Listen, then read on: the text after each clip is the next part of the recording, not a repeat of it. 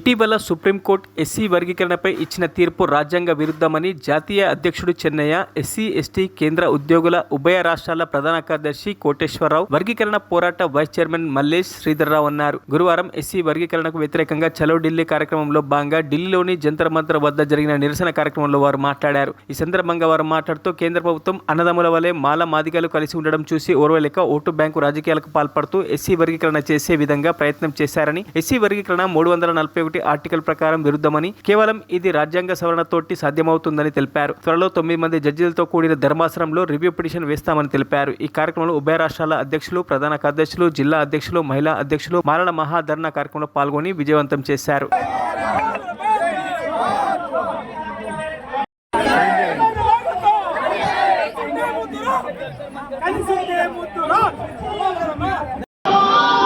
అన్నదమ్ముల్లాగా కలుస్తున్న మన మాల మాదిగల్ని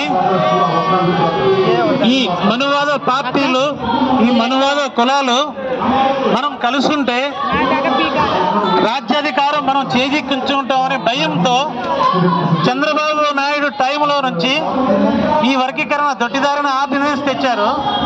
అలాగే రీసెంట్గా మోడీ గారు హైదరాబాద్ వచ్చినప్పుడు మందకృష్ణతో కలిసి మీకు నేను సపోర్ట్ చేస్తాను, మాకు సపోర్ట్ చేయండి అని చెప్పి ఎలక్షన్ జిమ్మిక్ చేశారు. రీసెంట్గా సుప్రీంకోర్టు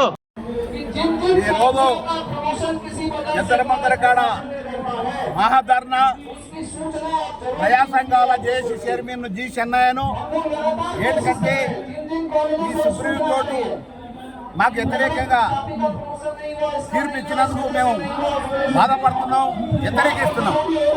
అందుకనే సుప్రీంకోర్టు ఇచ్చిన తీర్పును వెనక్కి తీసుకోవాలని. ఇది సుప్రీంకోర్టు తీర్పు కాదు, మోడీ తీర్పు.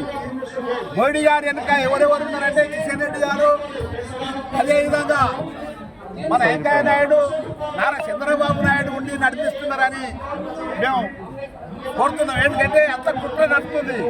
అందు గురించనే మేము ఎంతవరకైనా న్యాయ పోరాటం చేసి ఎస్సీ వర్గీకరణ కాకుండా అడ్డుకుంటామని కూడా మేము డిమాండ్ చేస్తున్నాం. అందు గురించనే సుప్రీంకోర్టు వ్యతిరేకంగా న్యాయమూర్తులతోటి 9 మంది న్యాయమూర్తులతోటి మేము సుప్రీంకోర్టును ఆశ్రయించి మేము పిటిషన్ వేస్తామని కూడా మేము డిమాండ్ చేస్తున్నాం. అందు గురించనే మోడీ ప్రభుత్వం దిగిన దగ్గర ఉద్యమాలు చేస్తాం, న్యాయ పోరాటం చేస్తాం. జై భీమ్. నా పేరు మల్లేష్ శ్రీధర్రావు. నేను వర్గీకరణ పోరాట సమితి వైస్ చైర్మన్ని. ఈరోజు జంతర్ మంతర్ దగ్గర చెన్నై గారి నేతృత్వంలో మేము ధర్నా నిర్వహిస్తున్నాం. ధర్నా ఎందుకంటే మొన్న సుప్రీంకోర్టు ఇచ్చిన తీర్పు చాలా దారుణమైన తీర్పు.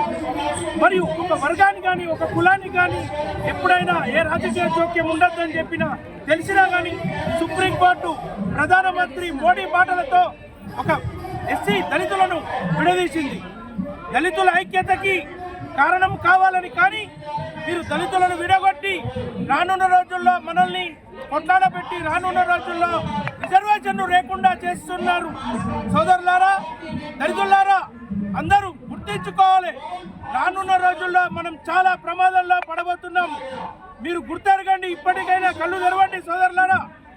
మనం ఇప్పటికీ మేల్కొనపోతే దళితులకి అసలు 25% రిజర్వేషన్లు కల్పించాలి.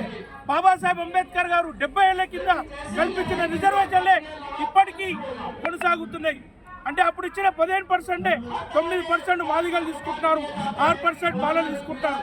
అయినా మరిన్ని అప్డేట్స్ కోసం మా ఛానల్ని సబ్స్క్రైబ్ చేయండి.